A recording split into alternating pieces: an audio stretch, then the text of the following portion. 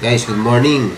Ayan, so isang panibagong training naman at kaalaman ng ituturo sa inyo ni Romel Gome Aguas. Ayan,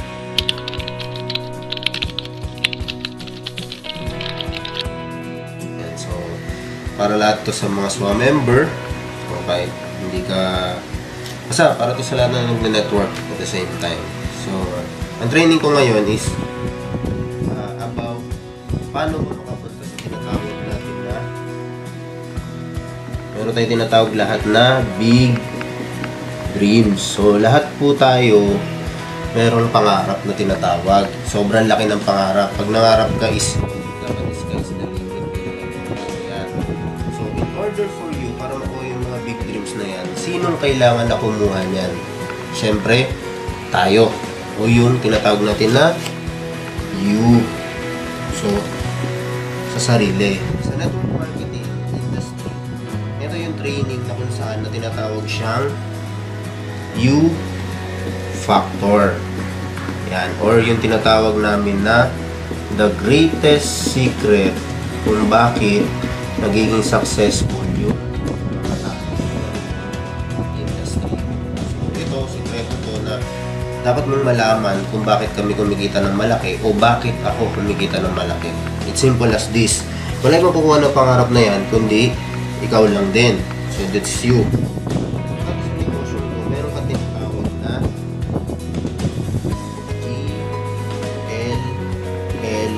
GLLA. Pinaka-importante po ito sa unang umpisa mo. Ano yan? That is the good learning and listening attitude. Importante dito is yun.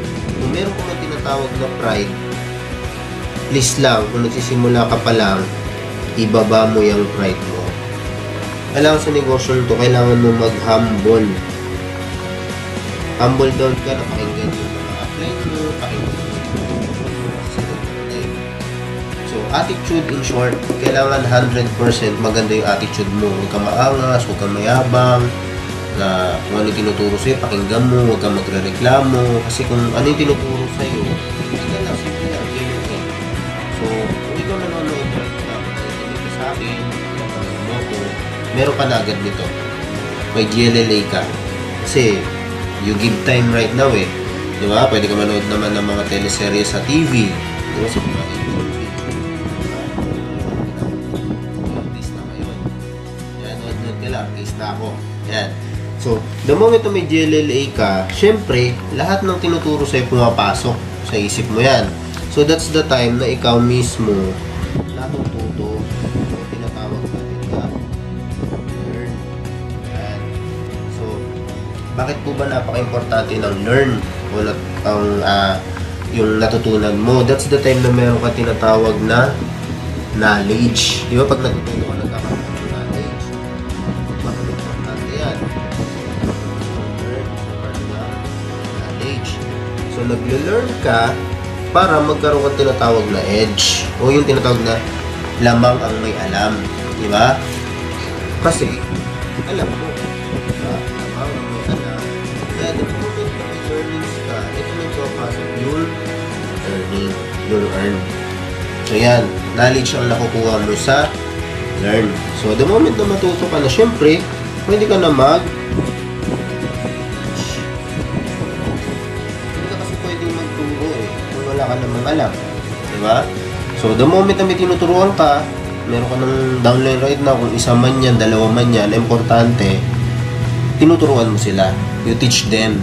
So, the process is paulit-ulit lang din. So, next is, darating yung time na yung teach na yan, yung tinuruan mo, that's the time na na-duplicate ka na. Duplicate, ibig sabihin po, nagiging dalawa na kayo na nagtuturo. Sabihin, may direct siya, tinuturuan niya, may direct ka, tinuturuan mo. So, ibig sabihin, mas bumibilis yung grupo ninyo. Ayan. So, next is, kasi sa duplicate, pinaka-critical dyan is yung magkaiba kasi yung direct sa duplicate. Yung direct, kuha ka lang ng kuha ng maraming pay-in. Papayin ka ng papayin, pero hindi mo sila tinuturuan. Yung duplicate, papayin ka ng papayin, pero tinuturuan mo sila. Kaya naduduplicate sila. Then, so duplicate, darating yung time na yung trabaho mo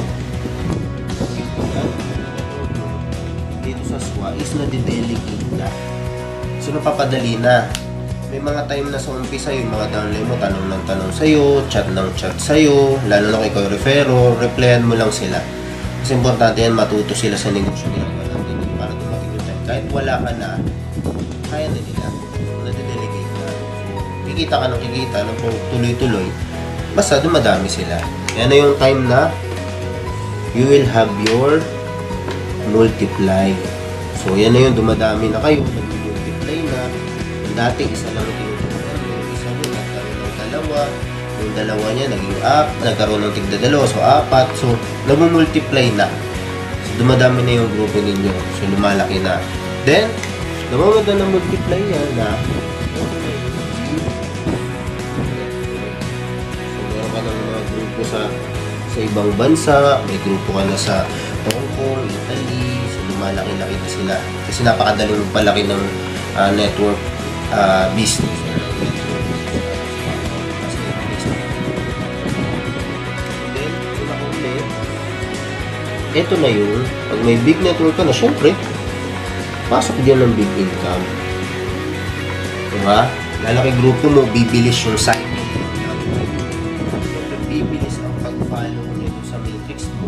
So, darating yung time, kahit di ka na mag-direct, sila na lang pumupuno ng matrix mo, nagsacycle ka na lang ng pusa. Yun na yung tinatawag na passive.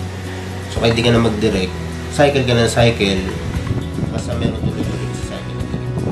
That's the time. Malaki na earnings mo, pwede mo nang mabili yung tinatawag natin na big dreams. So, sky's the limit, yung mangarap.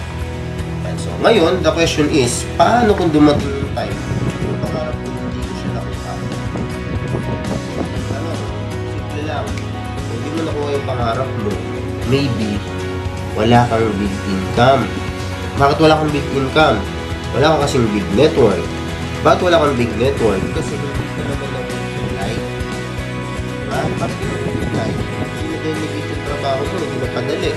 Bakit hindi napadali? Wala kang na-duplicate kahit isa. Direct ka lang ng direct eh. So, next, bakit di ka nag-duplicate? Kasi, patinuruan. Paano? Wala kang tinuruan kasi ikaw mismo sarili mo, hindi mo inaral yung negosyo. Diba? Bakit? Simple lang. Yung pride mo kasi ang taas. Kasi, ikaw mismo sarili mo, wala kang GLLA, wala kang good listening and learning attitude. Kasi, pagbigay pa lang sa'yo ng tuturo sa'yo, nagre-reklamo ka na, mahaba yan, ang dami ng aralin. Unang-una, negosyo mo to, dapat aralin mo. Wala namang taong nagnegosyo na hindi niya inaral yung business niya. Kaya kami naging successful sa ganitong industry kasi kami mismo sarili namin, kahit kumikita na kami ng malaki, inaaral pa rin namin, pinapapa pa rin namin sarili namin o yung pride namin para aralin yung negosyo. So, basically, sinong dapat sisihin kung bakit di mo nakuha yung pangarap mo? Simple lang. Walang ibang tao nandyan, kundi ikaw lang. Kaya the moment na kung hindi ka man kumita sa negosyo ito, sa SWA, simple lang. Hindi mo pwedeng sisihin yung company, hindi mo pwedeng sisihin yung upline mo, hindi mo sisihin dito yung downline mo. Walang ibang sisihin, kundi ikaw lang. Wala ibang kukuha ng pangarap mo, kundi ikaw lang sa sarili mo. At dito yung upline mo para turuan ka. Yung company o yung SWA, andito para yun yung maging daan para makuha yung pangarap mo. Yung downline mo, hindi rin yan. Di ba, sabi mo sa downline mo, hataw kayo, hindi ganun. Kailangan ikaw yung sarili mo. God gives blessings to those people who are deserving.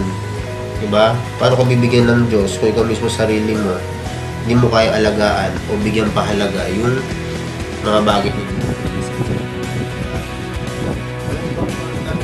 Success, kaya ito pretty secret.